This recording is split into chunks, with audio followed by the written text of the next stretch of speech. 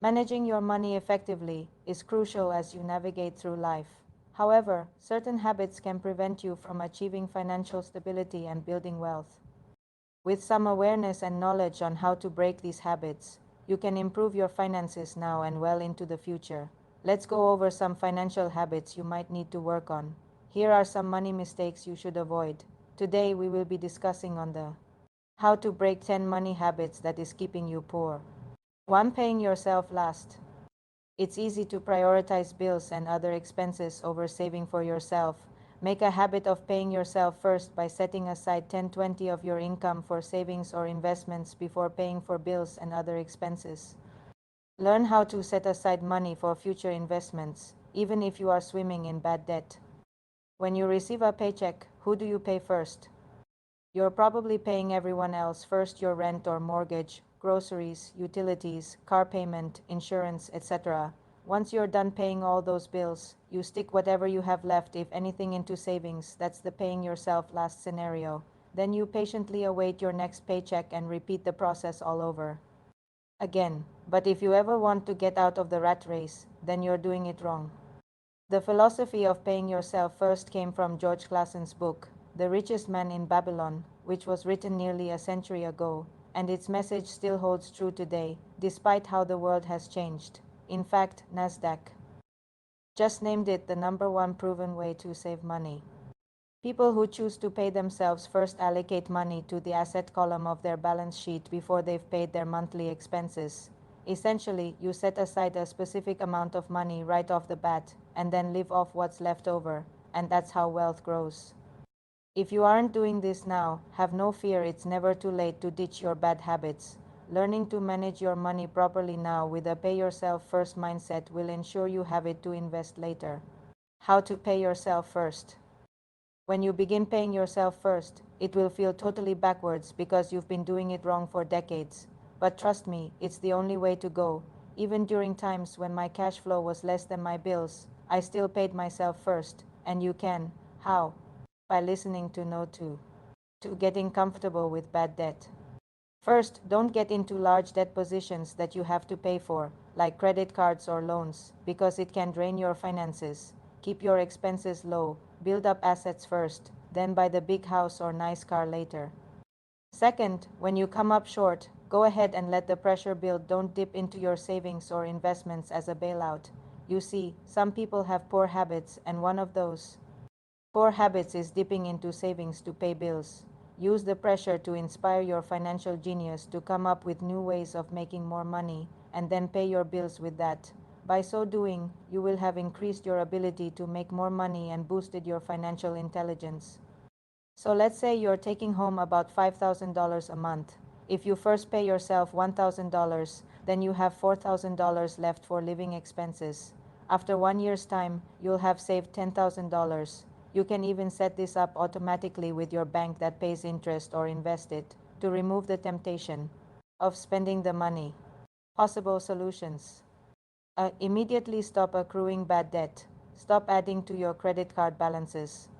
B. Make a list of all the debt you owe: credit card, school loans, car loans, your personal residence, etc., so that everything is clearly organized and accounted for. C. Hire a financial clerk if you can, or be your own financial clerk, so you can't hide from the truth. He or she will keep meticulous records each month, so you always know where you stand even if you don't want to admit it. D. For every dollar that comes into your hand, take a set percentage off the top and set it aside. Yes, this was the beginning of us paying ourselves first. Set up 3 interest-yielding banks account: one for savings, one for tithing or charity, and one for investing. Set the percentage for each savings bank at 5-10 each, depending on your capacity, for a total of 30% of all income you received. Do this with every dollar you received. You don't have to start off with 30%, but whatever percentage you choose, stick with it each month and increase when possible. E. Determine the order for paying off each debt by starting with the lowest and working toward paying that off. For all other debt, just pay the minimum amounts due each month. Once your first lowest debt is paid off, then work on the next debt, second lowest, and so on. Remember, you have to stick to this plan every month. If you say to yourself, "I'll go off the plan just this month," then you won't form the habit and your debts will not go away.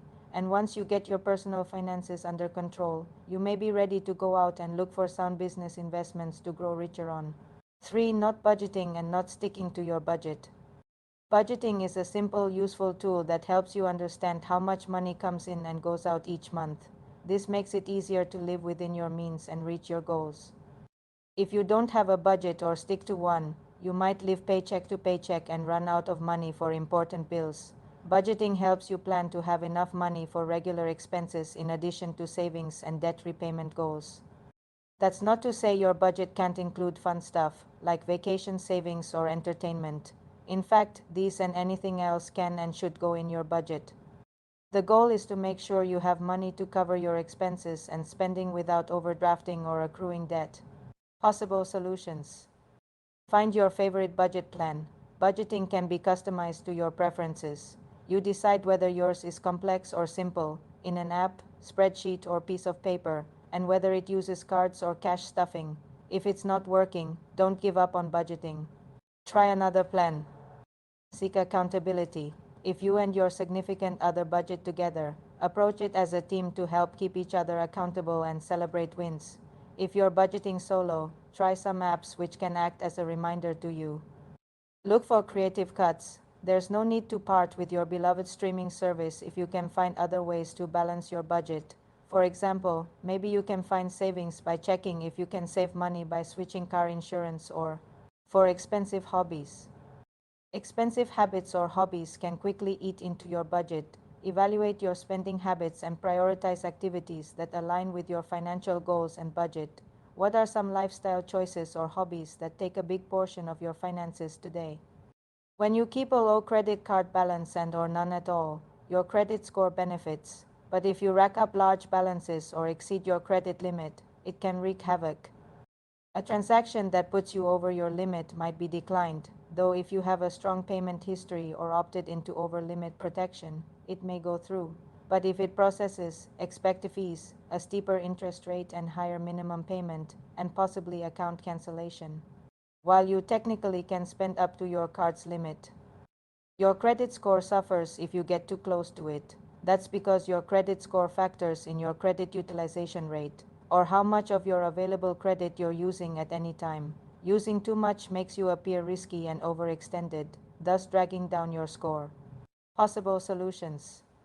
Know your rate. A credit utilization ratio under 30% is ideal. The lower, the better. Calculate your current rate and work to reduce it if needed. Reduce reliance on credit cards. Don't put purchases on your card that you can't afford to pay off quickly. Aim to keep your credit card spending in check so you never even get close to maxing out. 5. Not maximizing savings accounts. Even if you're excelling at building an emergency fund and savings for the future, you could still be practicing a bad money habit if you're not careful about selecting the ideal account type for your savings. If you keep your savings in a traditional savings account, you're not maximizing your money since these accounts hardly earn any interest. Instead, move it to a high-yield savings account, which generates more interest-free money and grows your balance faster. In other situations, not choosing the right accounts can mean taking longer to reach goals or paying more taxes. Possible solutions. Shop around. Don't plop your money in your bank's default savings account or the first one you find online. Compare rates, fees, and terms with several financial institutions to ensure you're getting the best annual percentage yield and lowest fees. Explore workplace benefits. Find out from your employer if you're taking advantage of everything they offer, such as tax-advantaged retirement or health savings accounts or contribution matches. Don't forget your credit. Your credit score is calculated using a range of financial factors, and the money habits discussed above can impact them directly or indirectly, and for better or for worse. If you fail to save for the future or emergencies, for example, you might resort to costly debt or max out your credit card. If you don't budget or go overboard on non-essentials, you might miss bill payments, hurting your credit score. On the other hand, keeping debt balances low, reducing reliance on debt by saving and budgeting, making on-time bill payments, and other healthy habits support a strong credit score. As you make efforts to improve financial health, Monitor your credit for free on Experian to see how your progress pays off. 6. Pay too much taxes. Paying taxes is inevitable, but there are ways to legally minimize this.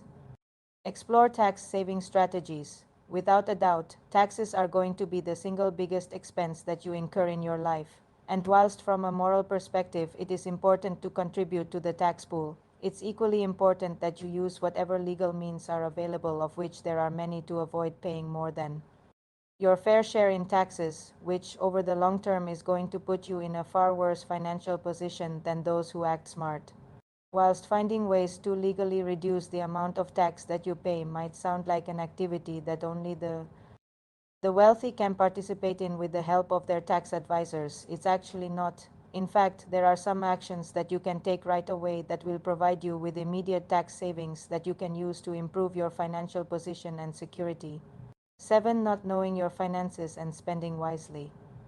Understanding your income and expenses is essential for making informed financial decisions. Create a budget to track where your money goes each month and identify areas where you can cut back to save more effectively. There are plenty of free resources online that you can try out to find the best and most effective way for you to keep track of your finances. If you don't plan where your money will go, it's easy to fritter it away. Excess non-essential spending leaves less for essentials, like making housing and bill payments, reducing credit card debt, repaying student loans, or saving for retirement.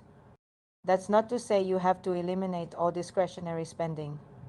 Life is more enjoyable when you can occasionally do the things you love, like traveling, dining out, or attending concerts.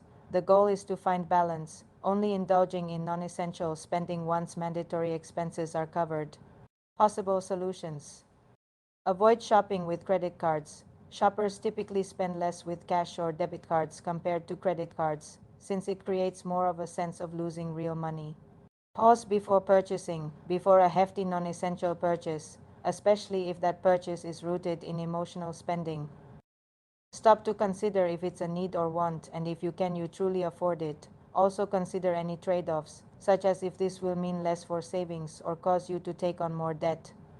Resist sales. While savings are tempting, don't buy something simply because it's on sale. Stick to purchasing items that you actually need. Slash extra costs. Look for opportunities to reduce non-essential spending, like swapping out restaurant delivery for more home-cooked meals, or canceling subscriptions you rarely use. 8. Waiting too long to invest. Don't put all in a savings account. Investing early allows your money to grow over time through compound interest. Don't wait too long to start investing, even if you can only start with small amounts. The earlier you begin, the more time your money has to work for you. If you've gotten to the point of being able to consistently save some of your income in order to safeguard your financial security, then don't start congratulating yourself just yet, because this next bad money habit might just apply to you. And that's leaving all of your savings in a low-paying interest account, rather than investing and getting your money to work for you. Regardless of your background and intellect, if you've got spare capital that you're not going to need in the next few years, it's important to consider investing it, so that you can experience high levels of growth, and at the very least ensure that your retirement savings don't dwindle away thanks to the power of inflation. Whilst investing might sound like a scary topic that only the super intelligent might be able to understand, it's not, and these days you can get started with a small amount of money and half an hour of your time after watching some tutorials. Over the course of the past 5 years, I've consistently saved and then invested a portion of my income into agriculture, and although doing that alone hasn't turned me into a multimillionaire, what it has done is grown my savings to a far higher amount and given me far more financial flexibility than if I just left them in a bank account. My only regret with investing is that I didn't get started sooner, so don't make the same mistake that I did. And if you do have savings that are sat in a low-paying account, don't be afraid to invest a portion of them in order to grow your wealth and improve your financial position. 9. Not having an emergency fund. Life can be unpredictable and emergencies can strain your finances. Build an emergency fund with enough to cover 3-6 months of your living expenses. This will protect you from going into debt during tough times.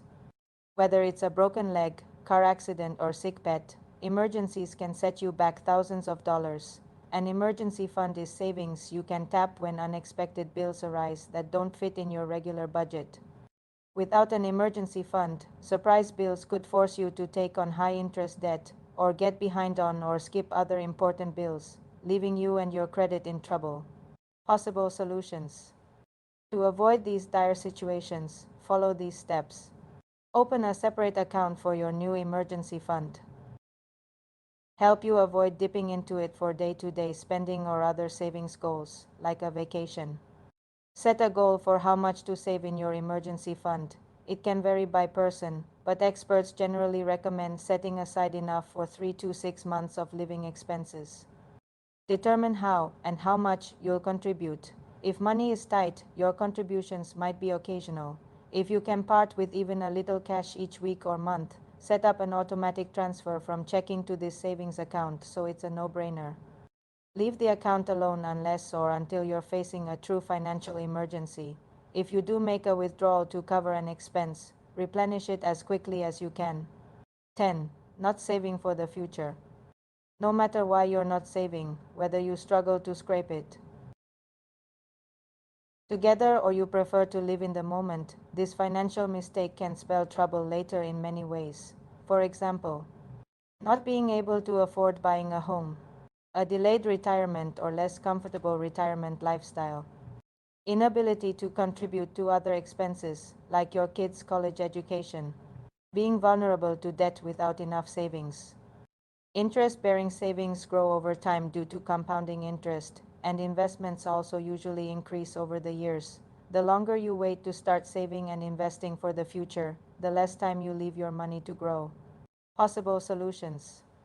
Maximize yields. Traditional savings accounts earn very little interest, so build savings in accounts with higher returns more often. Start small and automate. Every little bit counts. Even if you can only spare $40 a week, time is on your side. Simplify the process by setting up automatic transfers from your checking to savings or investment accounts, or from your paycheck to a retirement account.